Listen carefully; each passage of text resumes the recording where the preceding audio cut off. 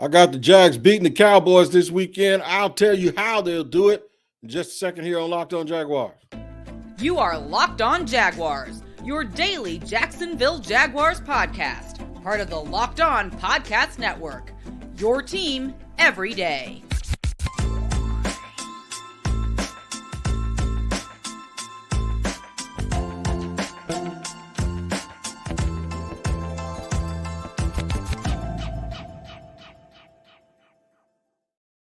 Thank you for joining me here on Locked On Jaguars. I am your host, Tony Wiggins, the host of Locked On Jaguars, your daily Jacksonville Jaguars podcast. We're at your team every day, and we thank you for making us your first listen, reminding you that we are also free on all platforms. Wherever you get your podcasts, you don't have to pay for it. You can just click on here and see this handsome face every single day doing what we do here, and we thank you for making us your first listen. Let's get right to it. The Jaguars have a big game. Every game is big down the stretch. They're trying to make the playoffs. So I'm gonna explain that to you too. The Jaguars went out and the Titans lose one more game. The game at the end of the year, the last game, will be for everything. So you got to win this one first, though. They beat the Cowboys this weekend, and they'll be in a real good shape as we get down to the end of the season. But I think they're going to win. I think they're going to win it. I think it's going to be a playoff atmosphere. And I'll tell you why that is a significant thing. We'll go over that in the first two segments. And in the second segment also, I'm going to tell you why that we can't fall in love with being the comeback cats. And that while, by the way, I made that up, but that name, comeback cats, they have slow starts. Sometimes they get behind and they fight their way back. That's a very good quality to have. It's just not one you want to lead with. It's not one where it's like one of those things that, okay, you're glad you can do it, but you hope it's not necessary that you do that all the time. And that's going to tie into why I believe the Jaguars are going to win this game. Segment 3, we'll go over a little injury reports and talk about some guys who are coming back and who may not play and what impact it has on the game, and give you some silver lining also. Can't get no more silver than this, bro. I just picked them to win. I think the Jaguars are going to win the game against Dallas, and here's why, and this is why it has to happen. And I'm setting this up this way because if this thing doesn't happen, they won't win the game, all right? They might if they're the comeback cats again, but I think the pathway to them winning is this. You ready? Drum roll. I think they got to get off to a really fast start. Be super aggressive, score touchdowns, don't kick field goals. The Jags get a 14-0 lead. This game is over, and I'm going to tell you why. It's because it's going to be a playoff atmosphere. It's going to be full of Cowboy fans. The top seats are going to be full. The tailgating is going to be going on. It's going to be about 50-something degrees. So folks are just going to be probably trying to keep warm, if you know what I mean, right? And loud, raucous. I think it's going to have a playoff atmosphere. I think the stands are going to be shaking, right? Folks going to be in their seats.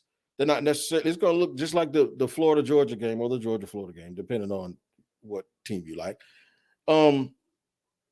So I think with a young team, now we often say, some things are overblown, and sometimes in football, it's about blocking and tackling and all of these things, and bulletin board material, and the crowd doesn't really play a factor, right?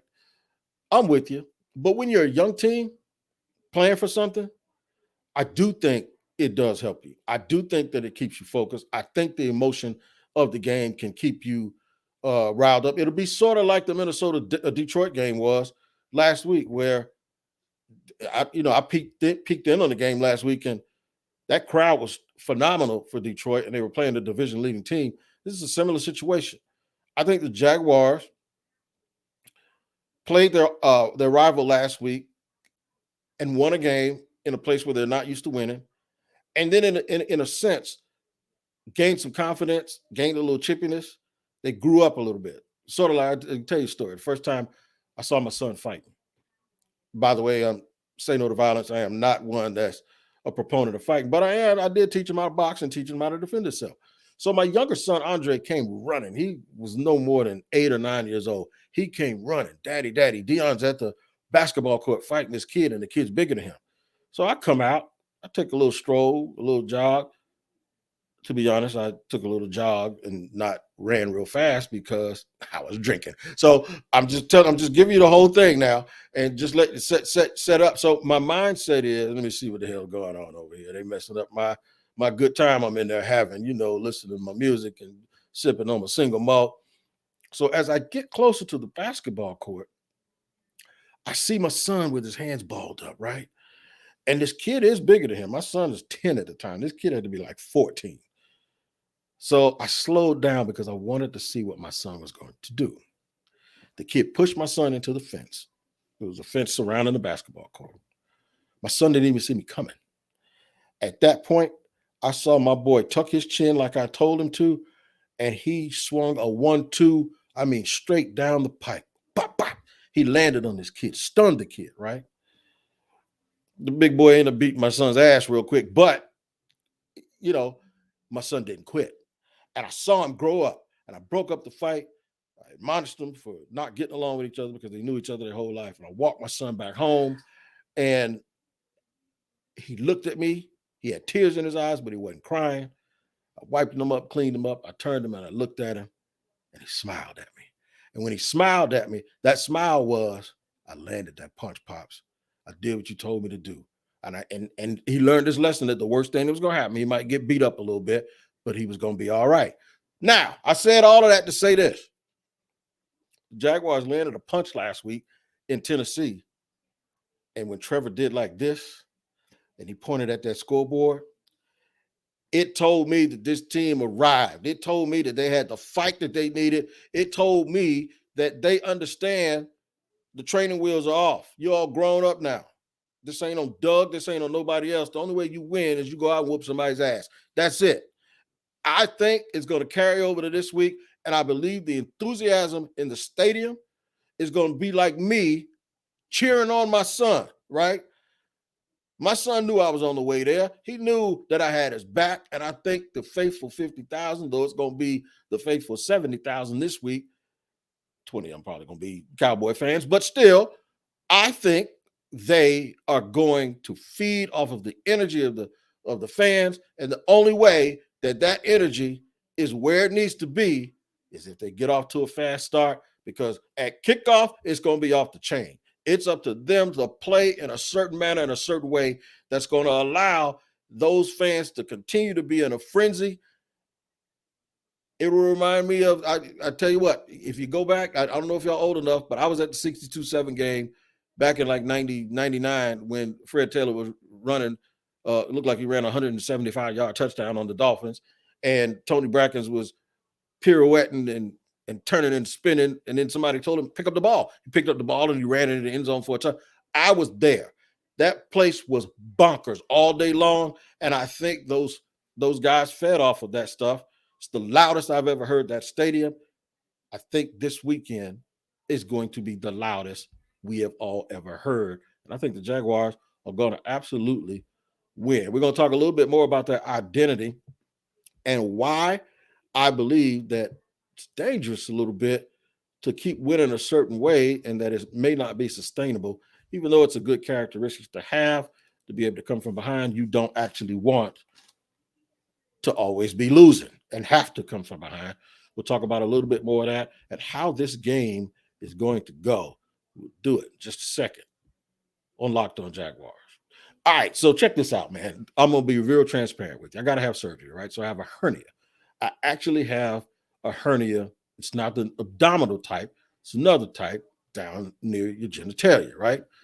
And you need to understand the importance of having proper support in that area if you are a guy, right?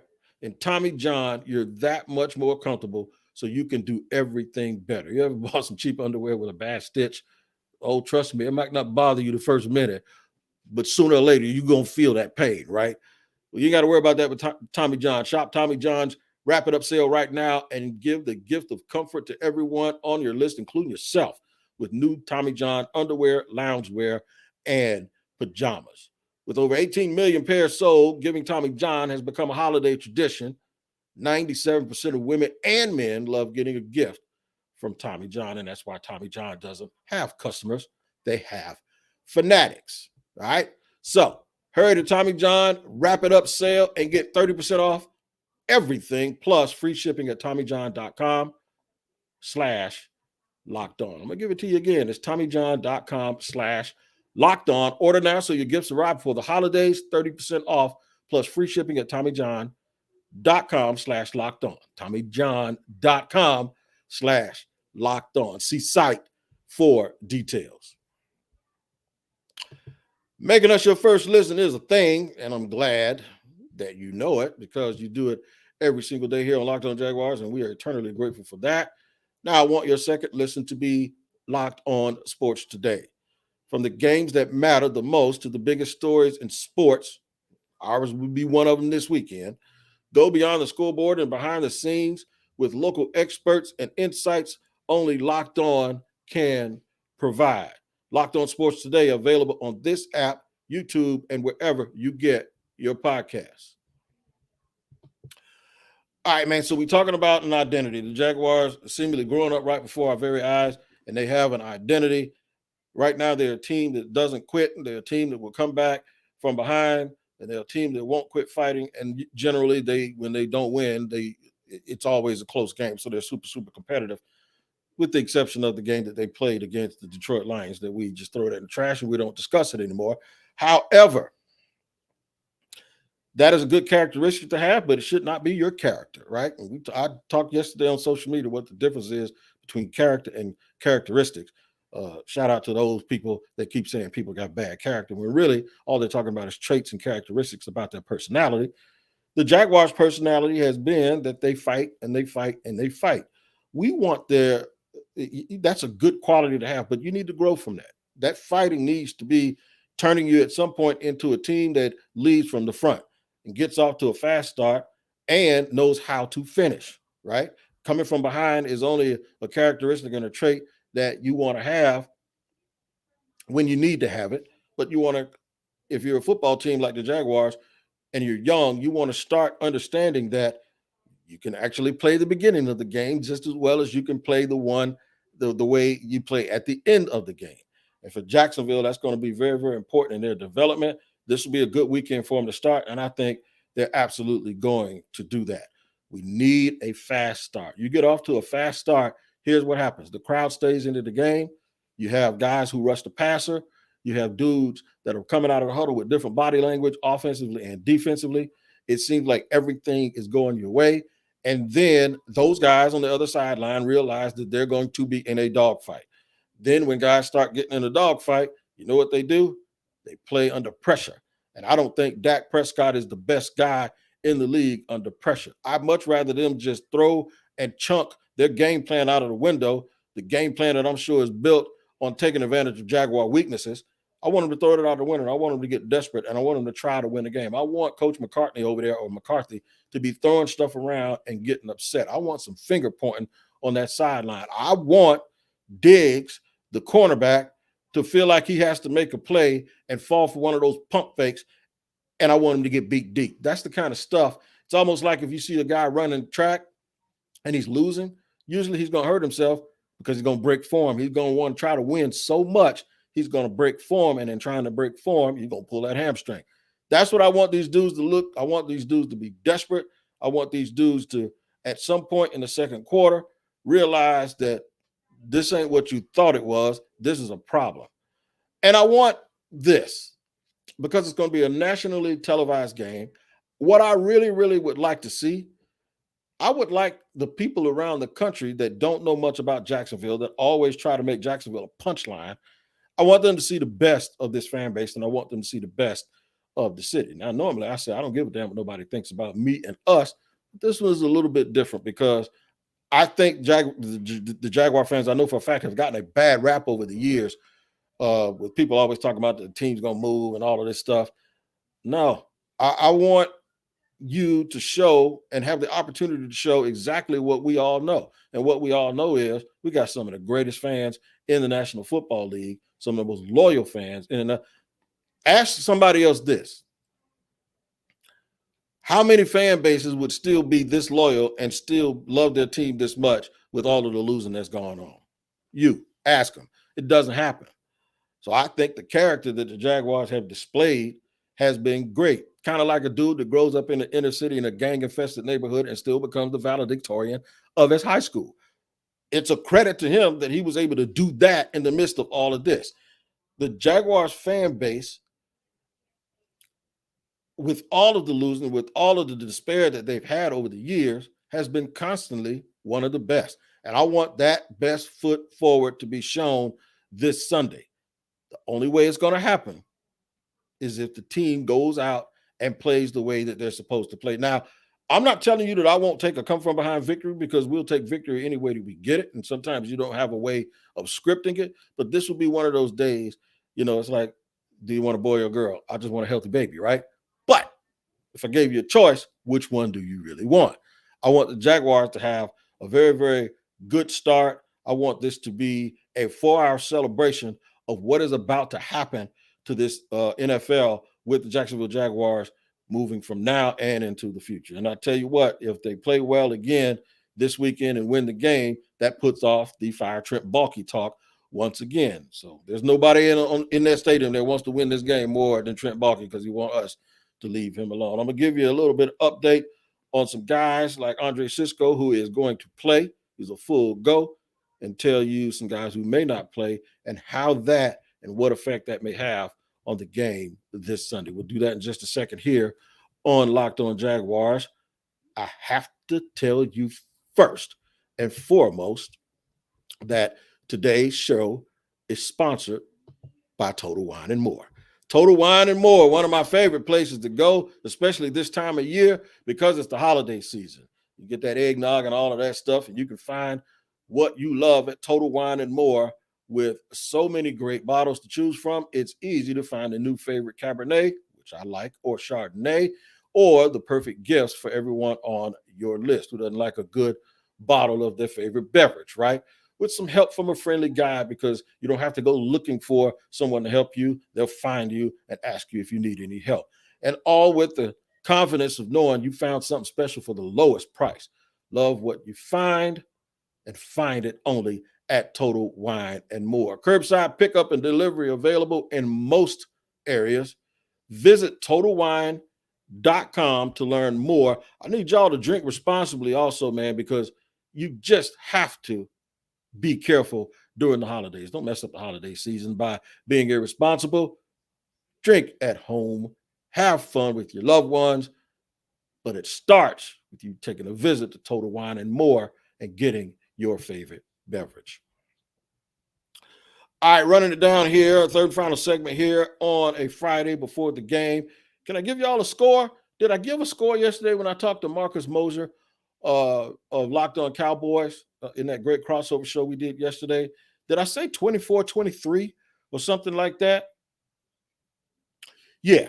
So here's what I think is going to happen. This is where I think this game is going to play. I think they're going to get off to a fast start. I think that's going to dictate that Dallas start to play with a little bit of desperation and throw it a little bit more. I want Dak to throw it 45 times, because I know if he throws it 45 times, the Jaguars are winning.